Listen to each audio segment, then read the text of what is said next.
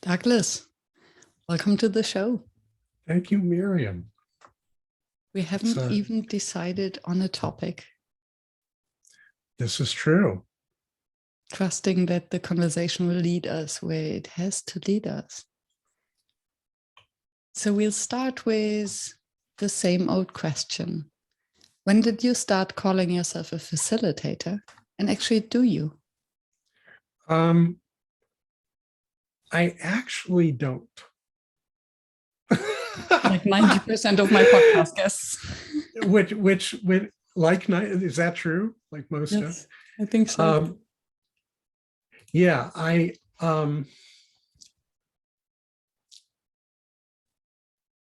I've actually spent no small amount of time with a colleague of mine drilling into the power of certain terms within usually comes up within the leadership meme. But I have this belief or superstition that a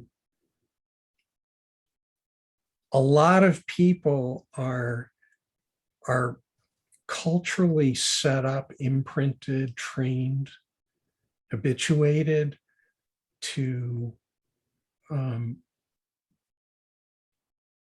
somebody with some attribution of authority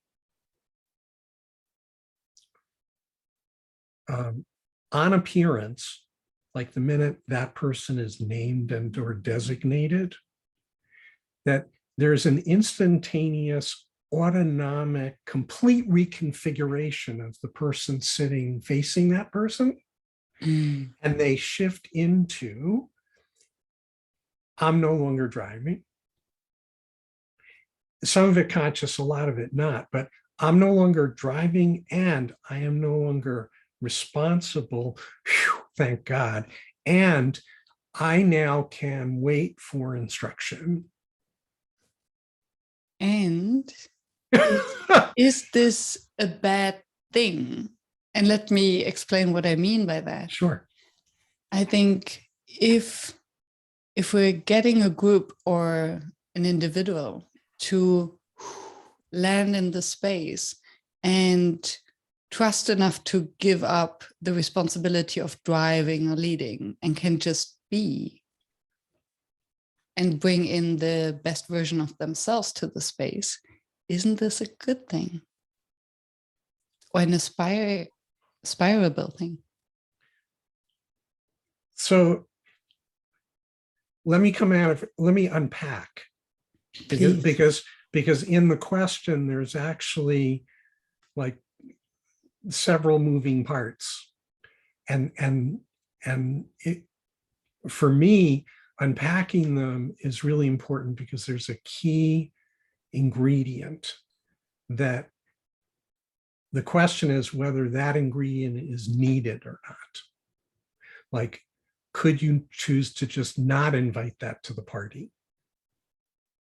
So I'm hugely, devoted to the inviting people into the space, sort of as a space holder, but also as a creator, and doing that in a way so that there's safety and there's openness and there's invitation, and that's actually the best part. That's regardless of what the it is, regardless of what the agenda or the learning or the training, whatever. What happens? Because if somebody can be in that state, then they're in feeling, and if they're in feeling and connection, they're in learning. That's where the learning happens, and or at least the biggest learning can happen. And once somebody undergoes that sort of autonomic shift into you lead, I'm following,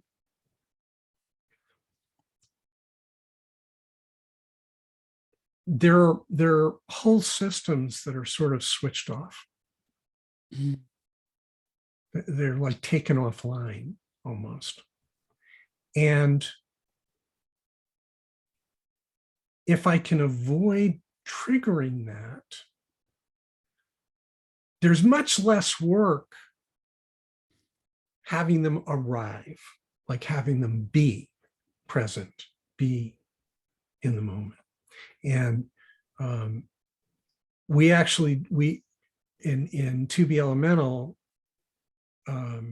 which is there are three companies that are sort of, they comprise a whole, but in To Be Elemental, we have a ritual, sort of an opening ritual that is very much designed as an invitation. It's like, I'm going to exhale and let go of this, and I'm going to inhale and invite that. Mm. And by the time, and by the end, it is, we in unison, we are present in emergence, breathing here, like clear. And that's not led. The person who's reading the prompts isn't characterized as a leader or titled, or there's no attachment of role at all. So the unpacking is,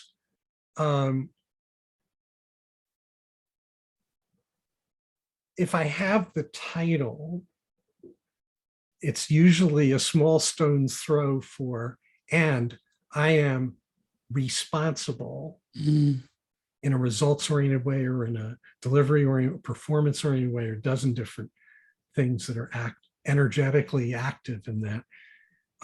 And it also, there's a vesting in the result. There's an attachment to the result. So that's putting me in a position where a certain percentage of my being 100% present and receiving is actually diverted to that, which is internal and about me, and has nothing to do with the people I'm in service to. Right? For the people that have switched and go, okay, tell me where to go and what to do and how and whatever. That's also like comfort zone in the working world out there. But I'm actually like interested in catalyzing them stepping into and owning 100% of their generative contribution, potential, engagement. And I don't have a horse in the race of where they go with that, what they do with that, what it turns into. Because I also don't have a projection of what I'm trying to achieve or where I'm trying to take them, or I'm not coming at it from that place. It's like a completely different orientation. And I don't have any judgments coaching, facilitating, moderating, hosting. Like, it's not that I judge any of those things or am in opposition to the forms, but I'm really drawn to like, how do we do this differently? How can we do that better from the standpoint of, for enabling more people to each individually fully come into the present, contribute with voice, agency, creativity, like with all of themselves, and have the container defined as loosely as humanly possible, as minimally as humanly possible, to enable that. So the space is there. And I'm actually not feeding that comfort zone thing of, where's the leader? Who's going to give me directions? Who's going to tell me how to do what to do, or what's expected? Or so I'm an outlier a little, like I'm coming from a slightly different orientation. Well, I hear some basic concepts, and I like responsibility, like attachment, like neutrality. So what I hear is everyone is responsible for the outcomes and what is happening in the space that you're holding. And it reminds me of a concept that I read in a book, The Big Leap, that in a relationship, both parts are 100% responsible for the outcomes. It's not shared responsibility where it's 50-50 or right. 40-60 or 80-20. No, it's everyone has 100% responsibility. And I think however you want to call that person, and a facilitator, a guide, a space holder, a host, a mentor, a moderator, also has some responsibility. And this connects to another thing that you said, where I heard neutrality, that you're not attached to the outcome because it's not about you.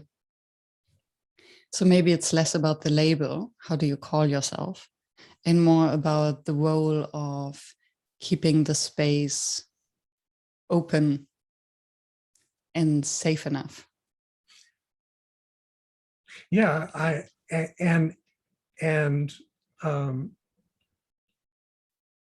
any attachment I have coming in the door, outcome, result, metric, whatever. But any attachment I walk in with is a cut down and constraint and limitation on what's possible. So how do you deal with situations where you are invited into the space to do your magic? Let's not call it facilitation, let's call it magic. And the person who's inviting you has some idea of a tangible outcome. It might be an outcome, it might be an output, but there is an expectation. Understood. By definition. And then you sense into the space, and maybe those who are in the space, and after what you're describing, I almost don't want to call them participants, but contributors. Co-creators. Co-creators. Absolutely. They might have a different intention, need, or desire. To whom of the two would you be loyal to? It's an and both. And I would suggest that's the difference. That's the difference, that there's client, there's agenda, train, or transformation, or this or that or whatever. There's a participant group or target group of whatever who are going to be on the receiving end of whatever. Like, that's the traditional starting place. That's the frame. My orientational shift is an and, which says,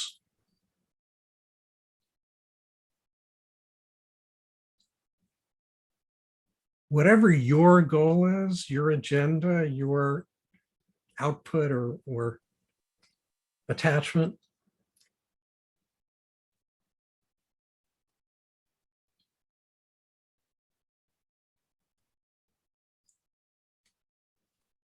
let's really drill down and make sure we're both clear on how you want that to affect or be energized by these people leaving the room after. And when you ask those questions, all of a sudden, the stated goal and agenda for this is the training and this is what expands a bit. Mm. Because it's one thing to stand up there in 1800 style and just dump. And it's another thing to engage in a learning journey where the people walk out not just having assimilated information or knowledge, but have actually connected with and internalized what value that's serving, what contribution that's making, what its intended effect is on an experiential and lived basis in whatever the working context is. So it's a leveling up of, you want to get, you want to go through the motions, but everybody walks out and it's like, thank God that one's over and I can get back to work until the next one.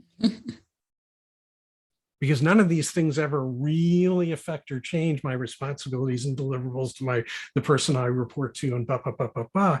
And it's like, do you really, is this really intended? And if you really want this to be successful on a lived, internalized basis, then let's look at what the it is, make sure you've got a very clear picture of what are you asking for. Okay. Then the second piece of the puzzle and the enrollment part, it's not a you're coming, or it's not a do you want to come and we're doing this at 11 o'clock on Tuesday. The people that you are looking to serve with this need to be enrolled. And that enrollment actually starts with the design of when, where, how you design the invitation, how you design the language you use, the articulation you use, how you set up the signaling to increase the chances of getting attention, driving action, and inquiry so that they're already engaged before they've walked in the room. So the whole invitation piece for most is like when and where. Tell me when and where I have to show up.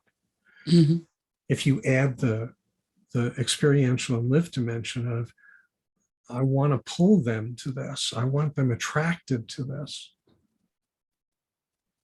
What's required to do that? What's the language to use? What's the setup of that to communicate in language and context in a way that the human beings on the receiving end respond and resonate? And how do you, thank you for sharing that. I think it's definitely a part that many neglect, that the actual work for the facilitator, let me call this person facilitator. Sure. Happens before the workshop happens. And I would be curious what your process is. How much research do you do? How much do you then need to know about those who enter the space? And or do you rely on the client? Because how much do they actually know and understand? Well, it's the client has whatever they have. That's part of that inquiry of what's your ask of this event and this whatever it is you're looking to transmit. Digging into that also covers for who, for what purpose, and that gets you to defining who's the demographic. And do you know where to find those people, or do you need to inquire into to identify where those people are for purposes of then inviting them?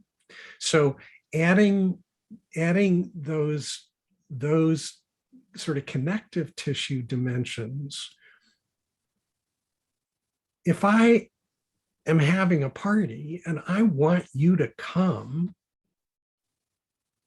it's not just sort of filling out an invitation and putting a stamp on it. If I really want you to be there, like with bells on, not groan, oh no, I've got to do this.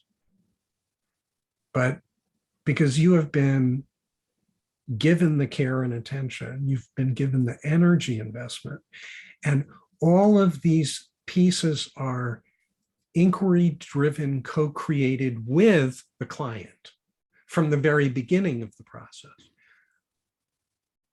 And what I love about what you're saying is that every participant gets a individual and heartfelt invitation to come to the space. And hence this cancels out everything that is related to participants are not engaged. Participants are disrupting with questions. Why are we discussing about this anyway?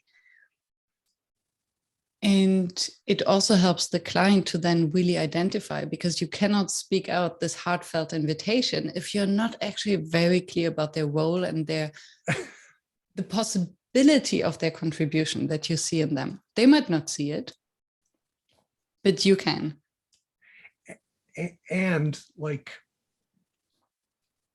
if you relate to them as part of a mechanical industrial process, rather than as human beings, then 80% of all of the activities are going through the motions, and everybody endures being put through them. And they are all usually work plus, cost plus on top of my regular obligations, which I am very clear of, and I know what I have to do. And you're adding this to the pile, but it's not connected. It's not integrated.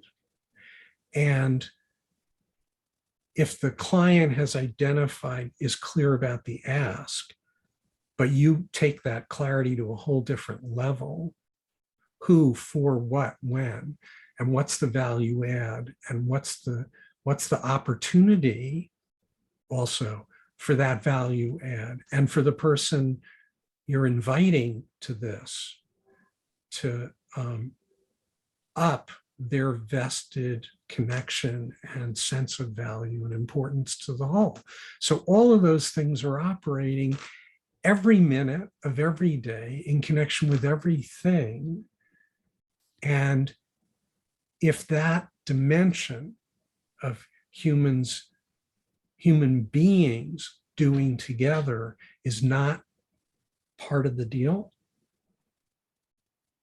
then you're leaving huge generative potential on the table, and you're ignoring the sort of most powerful energetic potential that exists in your people, not as resources, but in the people that comprise your organization.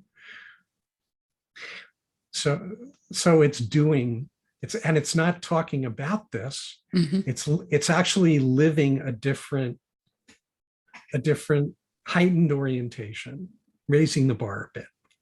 Yes, and this leads me to another question, which is maybe a little bit of a hen and an egg problem. Okay.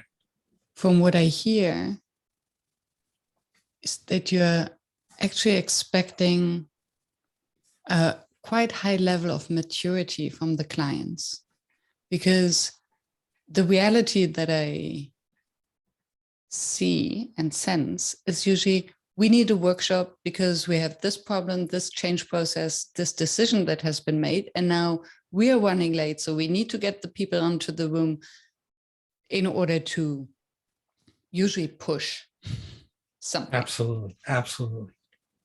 The moment where a client is willing to basically slow down and go through the process of the why, the what, the when, the who, the how, and the bigger impact, the bigger value, actually already means that they're in a stage that will, by definition, promise better outcomes.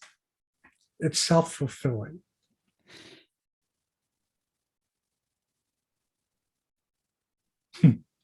So would that mean, and I do think that it's also for us facilitators, it's a kind of responsibility to then turn these clients down if they haven't gone through this process, and if they want to push too fast and too quick and treat their people as resources. Well, that's sort of an individual choice. I don't have any projections or judgments about that, right?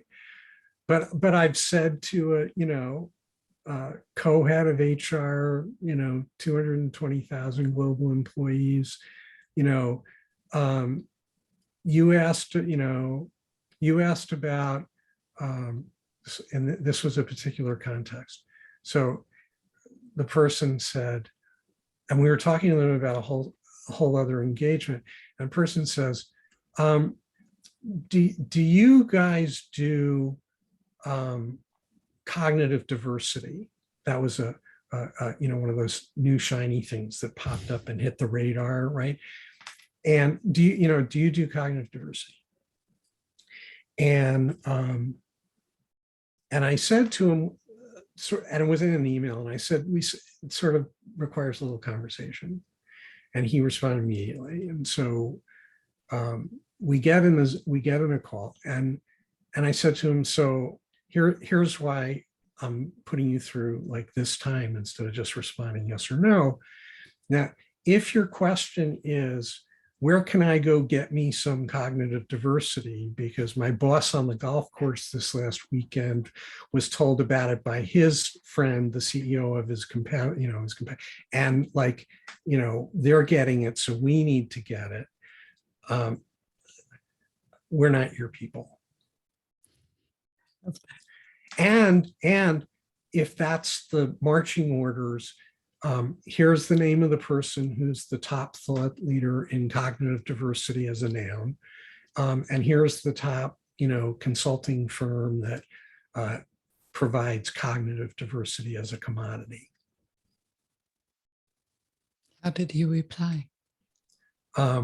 He said, no, we're not, this is like genuine.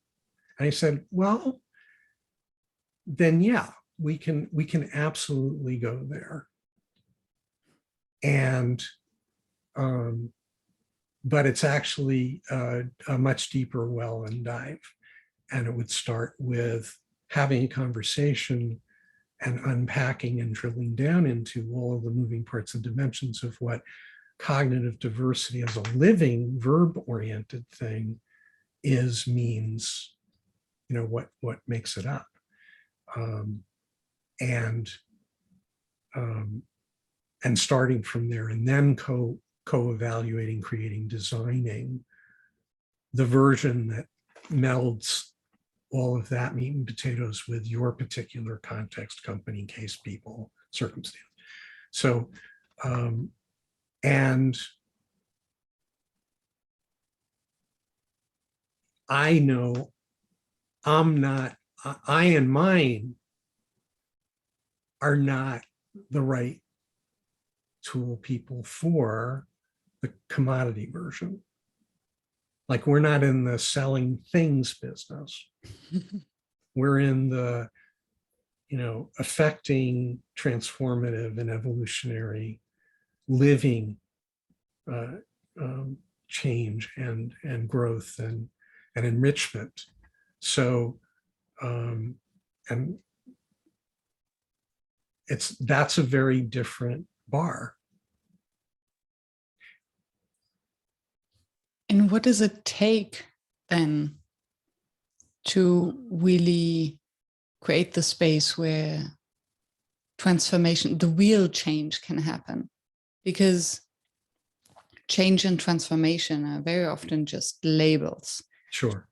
And they go into a bureaucratic nightmare with change process. And let's be honest, nobody likes change that is put upon us. Right.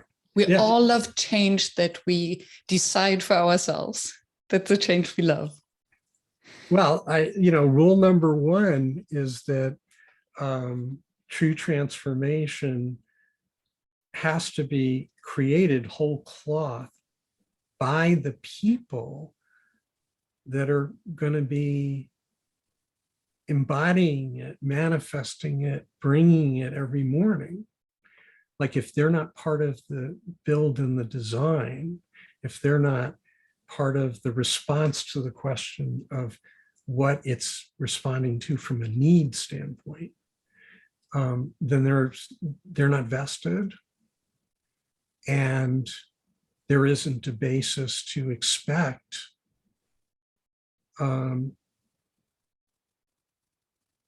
contribution to and maintenance of the energy and the commitment and the orientation to upholding it, to being in alignment with whatever the new is.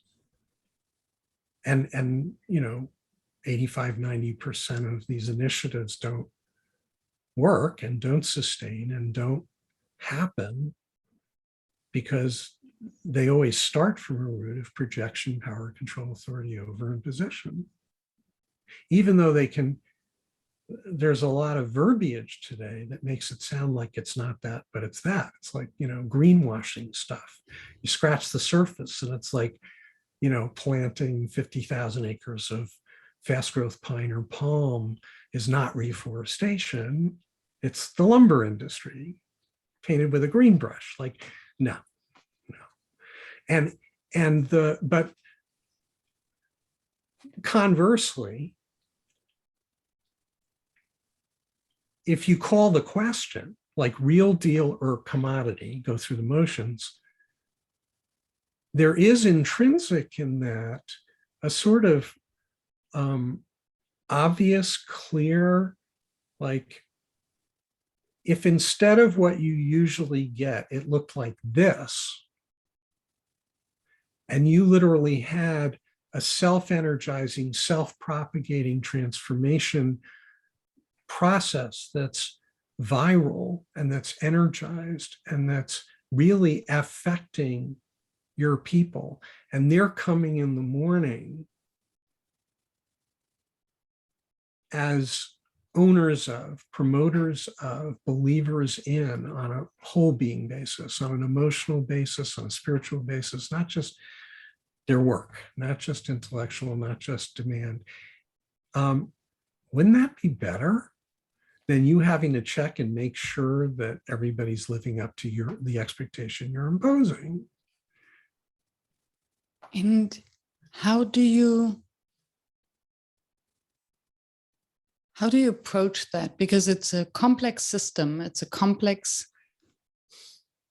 project that very often turns into complicated processes. So how can you simplify the complexity? Because this is what we then need, because as soon as we have processes and directives and bureaucracy, you're gone. And when you say that, of course, it's like I'm nodding, yes, yes, yes, of course. But what does it take? Maybe what are the 3 ingredients that would actually facilitate this sustainable change, this genuine change? So this is what we've figured out. Now, have we had like real robust whole organization runtime opportunity to run it up the flagpole yet? No, we're getting closer. And companies are converging with recognizing the need and or being open to, because of the fear that they're experiencing with a world that's just falling apart and no roadmaps. So C-suites today are not fun places. Like and the more terrified they are, through my lens, the more in fear they are, which is feeling, the more open and in learning they potentially are. And this is the moment to get the nose in the tent to really try walking on the wild side. But the truth is, the actual transformative energy and phenomena starts with the selling into and negotiation of the terms of the retainer of our services. And what would be the check boxes or the red flags? So the check boxes are that in the course of going through, long sales, our target is really big companies. We have small ones, and we know the moving parts work, but we're really going after the big ones, because if you can transform one of them, the ability to really affect transformative change quickly on a global basis, like they're the most powerful potentials. So in the process of selling into, to use old paradigm language, it's an enrollment process, and it's a calling the question. So working up to the decision maker and then starting with the decision maker. The terms are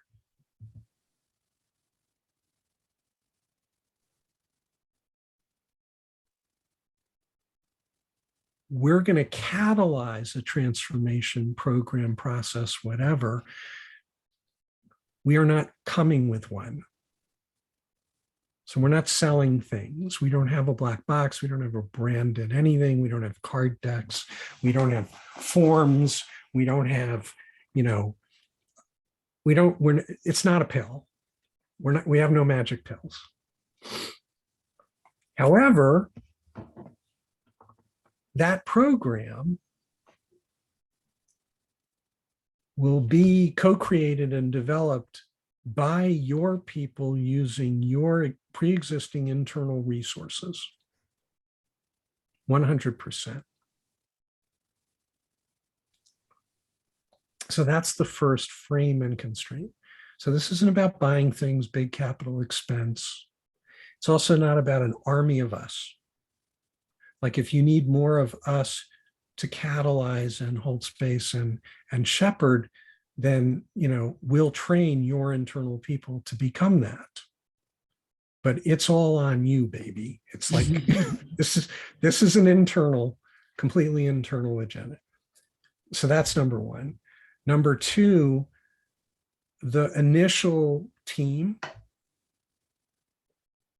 that will be charged with catalyzing the organization in this process, which is, we see it as a viral thing, infecting it. Mm-hmm. That team is going to be voluntary and drawn from all of the moving parts of the company. And they need to be given written contractual security in their job, in their job progression in terms of benefits, accrual of benefits and seniority and all of that stuff. They have to be 100% secure if they volunteer that they are not in jeopardy and lose nothing, that their volunteering would be taking away from them in the security of knowing what their current track and position and department is. So you're creating a shield of security for them so that they can dare safety. To challenge. And that's in writing. And that's in writing. Brilliant. That's in writing. Mm-hmm. Okay. So there's the safety piece. That doesn't mean that group isn't going to have to go through Foreman, Storm, and Norman, all part of it, but they're secure to do that, to jump off that cliff. So that's one piece. The other piece is this initiative has to carry the weight of the C-suite prioritization and importance. So whenever they need, whatever they need, they get it. Remember, we're constrained to internal resources, but if they need something from IT, they're going to get. If they need something from HR, they're going to get. If they need something from sales, they're going to get. Whatever they need, they get with priority. So that means in this process of hiring us, the buyer needs to identify the key senior executives over the key moving machinery parts of the min and back office. For us to establish that and confirm with those people that they're on board. They need to be enrolled, not told. So that's transformation. They've never had that experience before. They get a memo that says, this person asked for something, you're going to give them priority within this budget range and this budget. Everything's projected. No. they need to understand this is a blank check being given to an as yet unidentified, undesignated group of people internal to the company. And we have no idea what they're going to ask for specifically, but if they ask for it and need it, you're going to figure out how to make that happen. Uncertainty, the biggest enemy of a leadership team. Boom. Bam. Right? Mm-hmm. So there's a formalization of that process that they actually get to be enrolled, but they also get to co-create the machinery and mechanism for dealing with this as something else. And we haven't even gotten to the point of being hired yet. I wonder why. Right? So it's not a silver bullet kind of magic stick where you come in with an army of people and transform. This is doing it. This is doing it. And then the third piece is that the team, once enrolled, reports to nobody.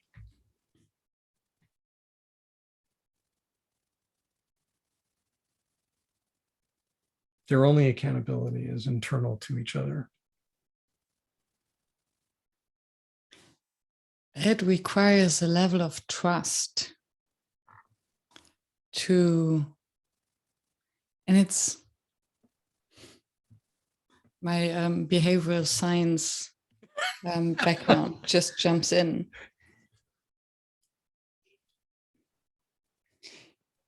It requires a trust in the organization that they actually do have the resources and everything it needs. It requires trust into that team that basically they provided this safety security shield, as you described, and have then a blanco check, not to report to anyone, but to themselves. And what it reminds me of, I'm provoking, is the experiment that has been repeated several times with the prisoners and the guards, where random people were assigned to be either prisoners or guards. And although everyone knew that these prisoners didn't commit any criminal action, the guards were abusing their power the moment they put into the position of it. And just the probability, the slightest doubt that human beings are driven by self-motivation, intrinsic belief, or hope for the best possible outcome for the organization.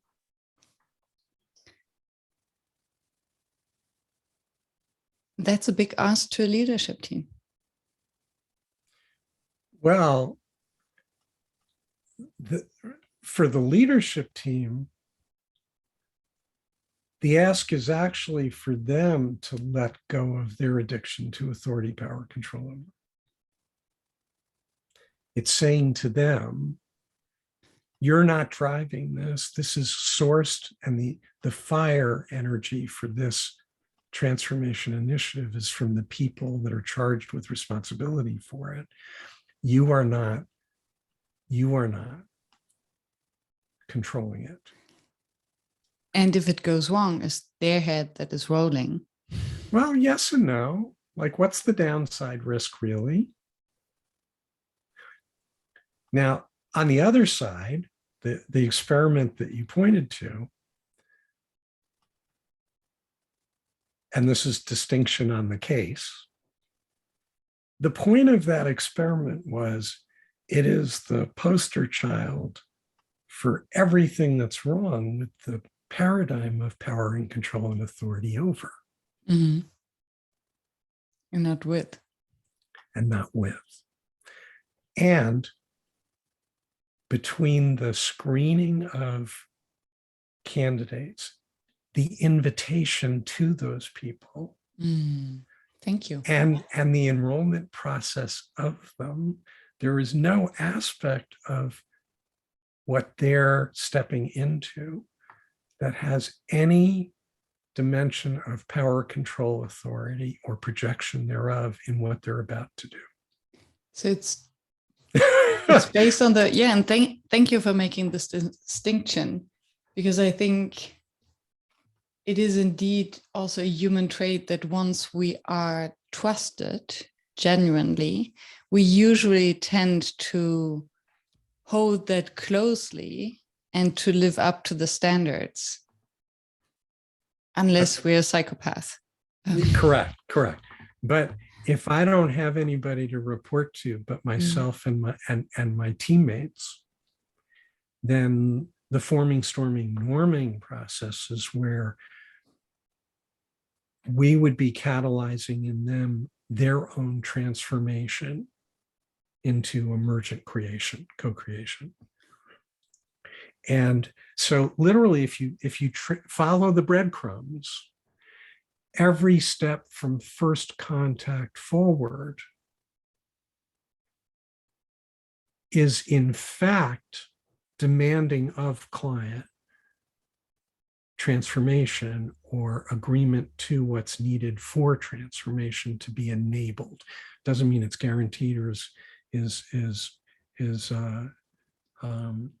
even defined in terms of what it looks like, because that team's first task is in the charge of minimally what's the first thing to do. And we have one if by the time of their enrollment they haven't evolved that themselves, we have a starting place that could work pretty effectively without being projective. And it revolves around values, organizational values. But it activates and energizes and drives like massive rewiring, and it requires creating a nervous system in an organization to take it on. And as you're referring to values, if an organization has strong values that are lived throughout the organization, most probably they wouldn't need such a transformation. So if the values are just a label in the meeting rooms, then I love you. So that's our hook. Every major multinational company and organization in the world has a statement or multiple statements of their values, their mission, prominently displayed and featured. And so the first sort of undertaking that we start with is a values audit. So the first mission of the volunteers, should they decide to accept it, is to take an inventory of all explicit expressions of values, stated values of the organization, to research and gather the perceived values of the organization by the world outside and all stakeholders touched or affected by it, and the internal tacit experience of values that the people that comprise the organization actually are on the receiving end of.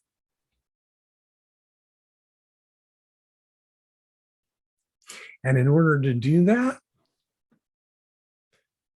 by the time they're done, first of all, what's revealed is the delta, the gap between what they say their values are and what they are actually doing.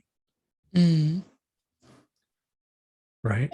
The second thing that's revealed, that is required, is they have to figure out how to set up a means and mechanism so that every single employee in an organization is provided the means and the invitation to contribute to that process. If they have nothing to say, they have nothing to say, but to make it really clear that anything they have to share would be hugely valuable. Putting that mechanism in place is adding a whole bidirectional communication network for a purpose no organization in the world currently has, which is to actually hook up and connect and communicate with every single person in the organization, between each other, between this team, and with the company at large, in a non-controlled, siloed, tailored way, free range.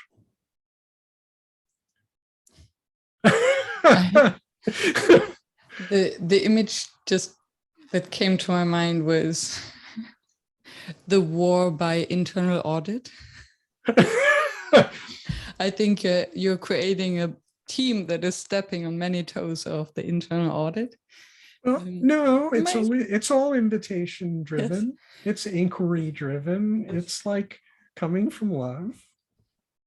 And the other question that I had was, how would you identify this core team? I mean, I'm loving the idea, and hope you don't mind me just. Not at all. Asking all these questions and challenging it. This team, this task force, as I imagine it, and you mentioned it, they must come from all different areas of the organization so that it's representative, needs to be diverse. They need to be well connected, I guess. So you have to identify people who already have their social networks. They're social alphas. They're social alphas, yeah. Ideally. Not required though, because certain business, certain roles and departments and divisions, like they're not social. And there has to be representation of those people too. Like, who's your engineer guy? And how do you define social? Because of course, we tend to think, oh, these are the sociable people who have lunch with lots of different people and who are always invited to all the outings. And then they're the more introverted ones that might not talk so much, but they're those who are very aware of all the information because they listen. But they have all the information, they listen, and they're of influence and respect. Yes, because you can have people, they listen. You can have people that are, airy people that are, very much masters of the data, masters of the moving parts, masters of, who don't also have the balance of water, of empathy, and the balance of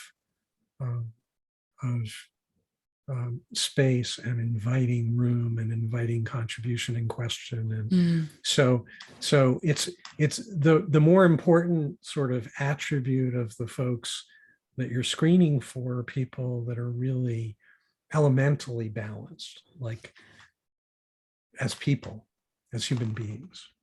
And that's my facilitation soul speaking. How would you prepare them for this task, for this quest? Let's call it a quest, not a task. Would you give them some coaching, facilitation, training? And by because for facilitation, I understand that you have the ability to be present, to be in a conversation without judgment, to be neutral, to ask the right questions and to listen, and all these things. I would assume that such a task force, such a quest, needs these skills. Waterproof. So the model between alignment on values, which is the key and first piece, that they self-define their own internal values for the way in which they're going to relate to and conduct this, the way in which they're going to relate to each other in the conducting of it. We know what the purpose is in terms of an outcome of a values audit. And out of that audit, a crafting of a new true values statement that is needed, and subscription of every single employee in the company to it. Has to be co-created by all, input by all, and signed by all. And then the implementation tools and mechanisms so that every person is responsible for monitoring the values, informing everything that's done going forward in terms of new, and remediating of things that are not in alignment with those values from legacy that need to be transformed, right? So that's the full package in terms of audit. Between the values and the purpose outcome, everything is a co-creation, is created by them. In that creation, the principle we bring is creating from present moment out of emergence. And the only operating question at any given point in time is what is needed here and now. So nothing from the rear view mirror. Everybody's got to let go of all their stuff. Everything they think they know, everything that they've learned, every training, every practice, all of that stuff. It's not sucked out of your head. You still have it. Just leave it at the door. Come into this process clear, open, in space. And there's no projections. There's no deadline other than one that you decide to set for yourselves internally. But there's no starting anything in terms of projecting into a future that doesn't exist yet. So don't do that. Not needed. From a starting place, we have our mission. What's needed first? That inquiry. And that eliminates all of where your question goes, which is preconditions to or requirements of them in order for them to, right? That's been left at the door. Now, Assuming. Now, Sorry. hold it. Well, bear with me, because there is a Mhm. punchline to that, which is there is a practice, a ritual. I've alluded to it actually in our past conversation. We call them tickles. So part of the process of humans co-creating together from an emergent place is if any person at any time has anything that comes up, it can be triggering, it can be a challenge, it can be a dependency, it can be a whatever it is, all across all the facets of what comes up by and between people co-creating together, that is related to as part of core mission, that there's a value contribution in it arising out of emergent present moment, and it just became the need. On sharing it fully and everybody taking it in fully, it is no longer the person who experienced it, and they can let it go. It is somebody else's responsibility to address it, respond to it. And it is in service to and the whole's responsibility to address it, because if that could happen and result in losing somebody, like we're down a man, then it's in service to the whole team to address it, fix it, heal it immediately, and get that person back on the line, back on board. And that's the soft, intangible human dimensions of human beings co-creating together that current organizational corporate business world doesn't factor or acknowledge, and is actually responsible for the vast bulk of the failures, the defeated expectations, the emergencies and crises and challenges that could have been avoided and weren't. Like, a lot of the ills are a result of not tending to the human being part of humans doing together on an integrated basis, not as separate apart. We're going to go do a workshop in the woods, we're going to go meditate on the mountain, whatever, we're going to go do kumbaya, and then we're going to come back and get back to reality. Like, those two things are separate. It's saying that has to be present and integrated at the same time and as a dimension of the doing parts. And that consciousness and shift in orientation is sort of where we think the key change, piece is required if we're going to survive as a species, much less succeed, a business succeed in navigating a world that's going upside down every day. What I hear is that while others would come into an organization and try to bridge a knowledge gap, so try to teach and train, what I hear is you're coming in and helping a team or an organization to first unlearn, so to remove learned behavior, so that they can start on a basically white page from the being and the sensing of, let's call it, shared humanity and intuition in and application, sensing. but in application, like under fire, in runtime context. So it's not separate and apart, it's part of. But if I've got 7 people and the only thing I have is 50% of their mental body because of disaffection, alienation, disconnection. I've got an emotional body that's not a happy camper. I've got fire, their vitality, either grossly suppressed or acting out, lashing out, and killing everybody else. And their earth is completely dead. So there's no holding and nurturing to center, right?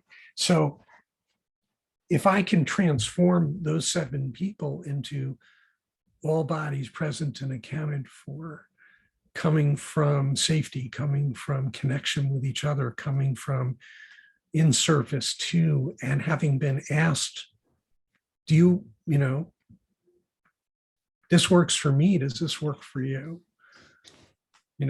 Like, on a fundamental basis, what's the difference between a team that's really aligned and humming and putting heart, soul, and mind and everything they've got into it, and a group of disaffected people in a TV show called The Office? Right. And this answers another side thought that I had, that on top of the diversity and the sociability and the connectedness would come a very deep maturity and awareness. And from what I hear you explaining is almost the assumption that every team, once they have been selected into this kind of core driver team of change agents, drivers, can actually learn that. or can be and that, can be become. that, can experience that. And from that place, as they start doing and contacting, connecting, communicating from that place, they will infect the rest of the company. Because there are going to be a lot of touch points. There's going to be a lot of coordination. There's going to be a lot of, and they're going to need a lot of help. They're going to need a lot of buy-in. They're going to need to enroll, not call up and say, can you get me? But hi, what's your name? This is my name. I need your help. And that's infective. Like, that's a powerful thing. That person getting a call from that guy will go to the top of their response list to everybody and anybody else they're currently dealing with in their day-to-day lives. Just like to pause for a moment, because I think we're not aware how rare it is that a colleague calls another one and says, hey, I need your help. Just those words. Yes, words create worlds. It's a big difference. That's an invitation, that's enrollment. Yeah. And thinking of this group process, what's your biggest, let's call it facilitation challenge?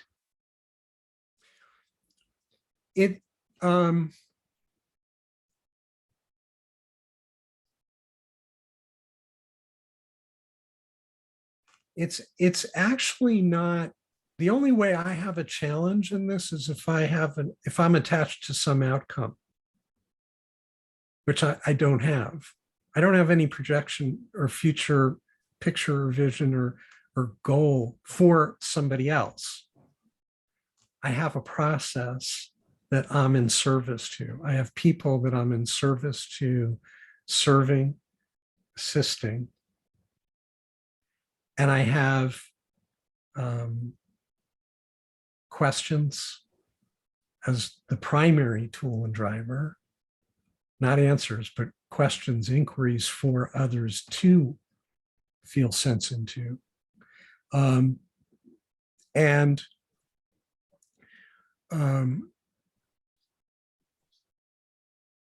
The actual transformative process for the human beings involved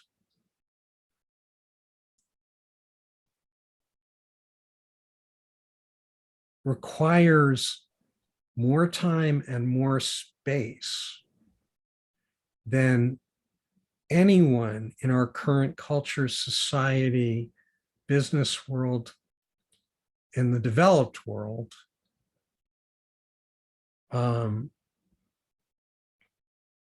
has ever experienced in a working context. Creating the space, creating the time, that unlearning process, that letting go process, it takes time and space. But as long as we've eliminated what by when, as long as we've taken out all that projection and imposition of projecting into a future, this by that date, and what's the demand and requirement? Well, you don't have demands and requirements if it's completely undefined and going to be co-created in real time by the people in the company. Wouldn't it be easier to start a company from scratch then? Well, burn down the thing and build it anew might be less hurtful. Actually, the challenges are no different because people arrive from this world.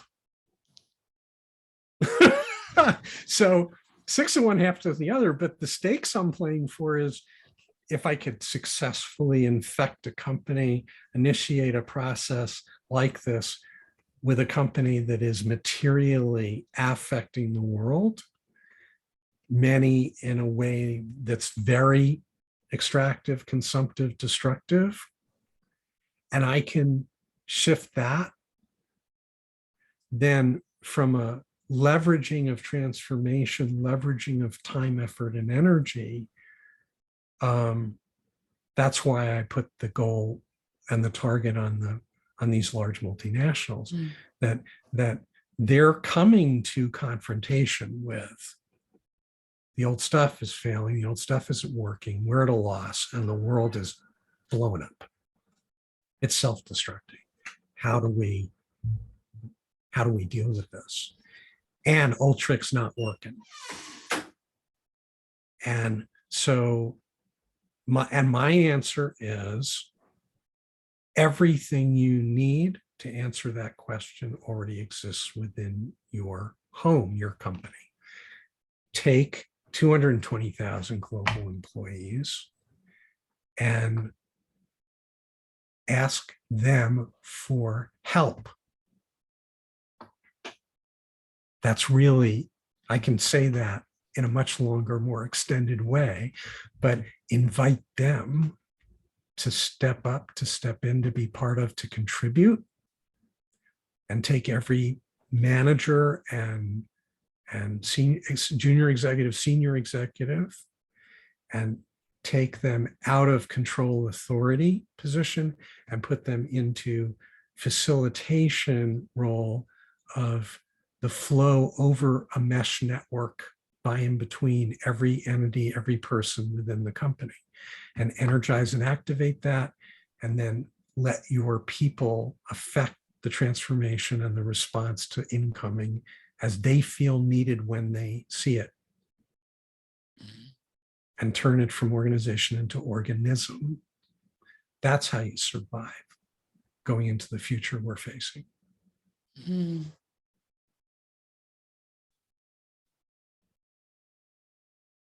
And it's not like there's another choice.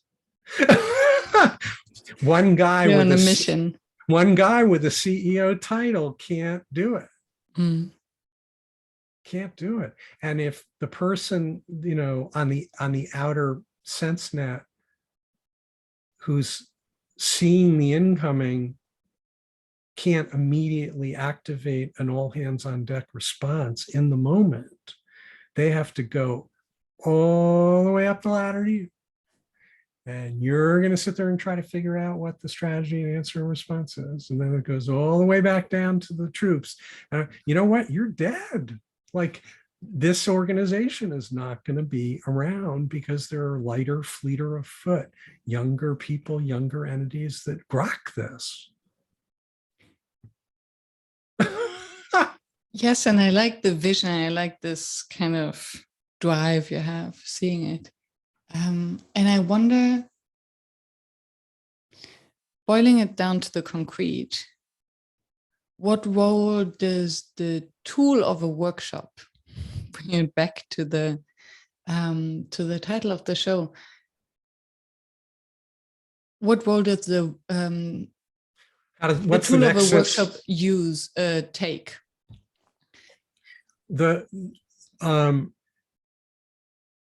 A lot of the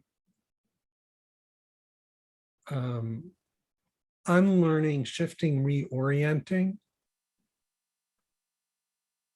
from perspective within the current paradigm to what I'm sharing and describing from where I'm living. I'm not selling a thing. I'm interested in being different in every dimension of doing, co-creating. That's a learning training for people that want to bring that. And it's actually an 18-month curriculum. And the output of that is a certification in what we call insight services. Mm-hmm. And it's a learning of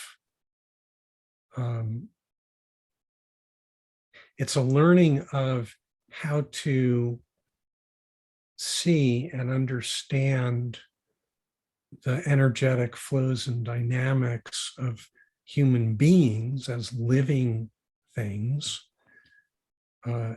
interacting with each other, co-creating with each other through a fundamentals understanding of the ingredients of those dynamics. And that originated from and is derived from 5 elements traditions, which is, we're going back to like indigenous and Zoroastrian, we're going back thousands and thousands of years, but those traditions aren't about things. They're about seeing the interplay and flows and dynamics of energy in going from nothing to manifesting things, to creating things, birth and death, like those fundamental phenomena. And a business selling, creating value and selling stuff is in the creation business. And those fundamental ancient wisdoms and observations and understandings that indigenous tribes never lost connection to. Western culture, completely beat it out of us and killed us. It just like deadened all of that because it was seen as obstructive to us being efficient tools. Whatever efficient means. Right. But indigenous tribes, the Kogis, cross paths with an astronomer, and they're showing them these amazing, photographs from the latest, telescope. And they're saying, we discovered this constellation or star, whatever it is, all the way out on the edge of the known universe, and the Kogi looks at it and goes, and that's part of this system and connected to this, and the astronomer is going, how do you, what? Like, what are you talking about? How do you know that? And it's because they're connected to that. They have awareness of their connection to everything. And that's reality. That's our truth, actually. And it's a delusion that we're separate from, and a cultural imprint, and a habit and learning and all of that. And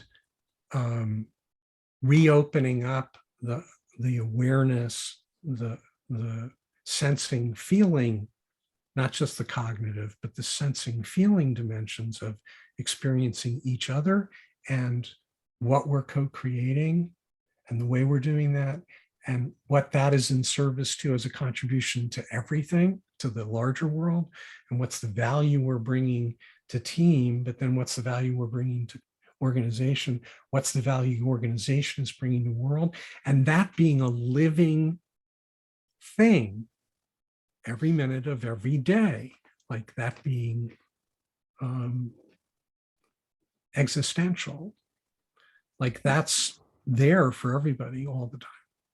And then the concept of values takes also another dimension. It becomes a much bigger deal because each person is a god of their own existence. But saying that, they also have unlimited generative potential, creative potential in contributing, creating their reality. That's a really powerful thing. We're creating our own realities anyway. Every single day, right? And my reality is very different from your realities. It's all an illusion. And can I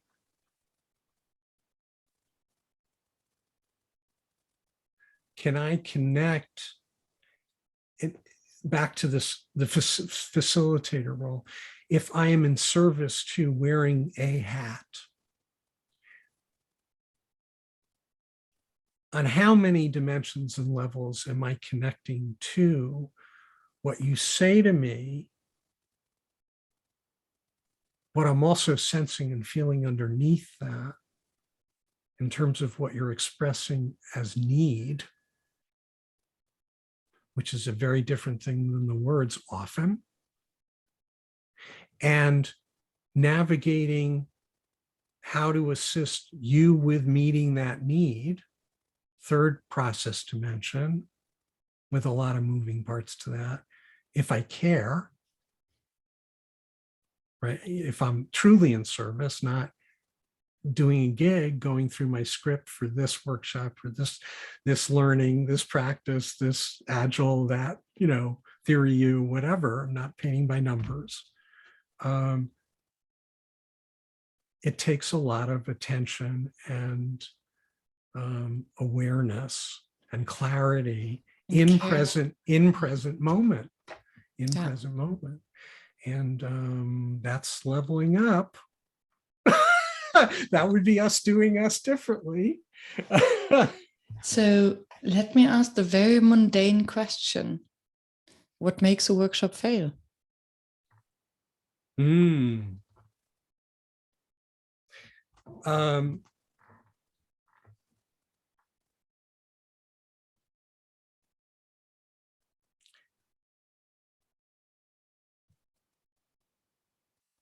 I think that,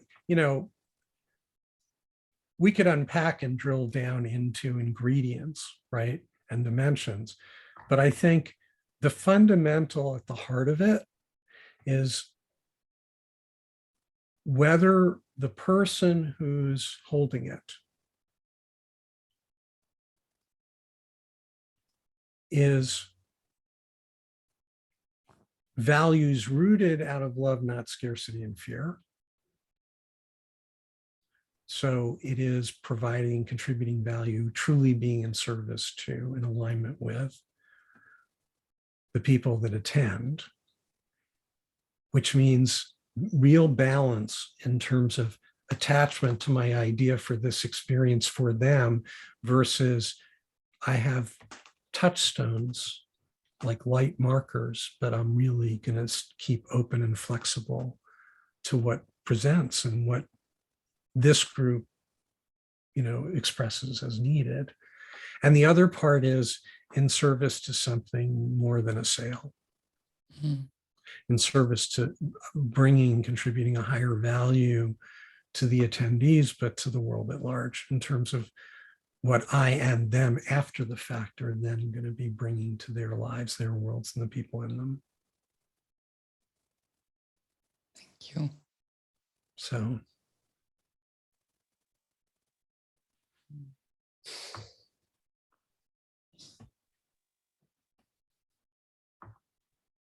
After 1.5 hours of conversation, what would you like the listener to take away from this?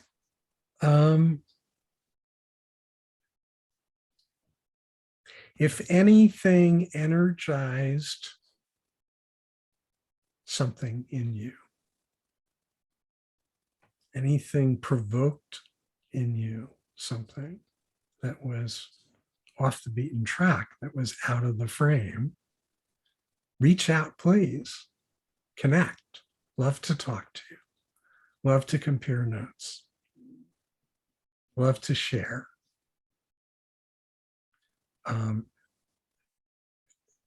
I and the folks that I'm working with on this, and we have a first cohort that's a third of the way through, God bless them. But we think this work is powerful medicine and is going to find, uptake. And we're going to need a lot of help. We're going to need a lot of people that can help with bringing it out into the world. And it's a really high bar. We know we can do it. We know we can shepherd people to the far side. We're proving that. But it is, unlearning, letting go of attachments, personal and knowledge, intellectual, belief system based, all of that. Being open to like intangible and energetic dimensions that you can't touch and feel, you can't quantify, you can't, measure or learn by rote. But the people that are experiencing that right now There are ultimate champions in validation, because they're acknowledging, yeah, this is a thing. This is like a difference. It is a difference. We didn't invent it. Indigenous tribes never forgot it. We're just referencing back to source, but yeah. Thank you. Thank you. I hope it's this is a meaningful, addition to this awesome repository and capture of a lot of brilliant people's brilliant knowings about what they bring to working in service to people. Mm-hmm. Yes. So thank you for the work you're doing. Thank you. Thank you for sharing and for provoking our thoughts. Good stuff. Dum, da, da, dum. That's the end of my podcast jingle.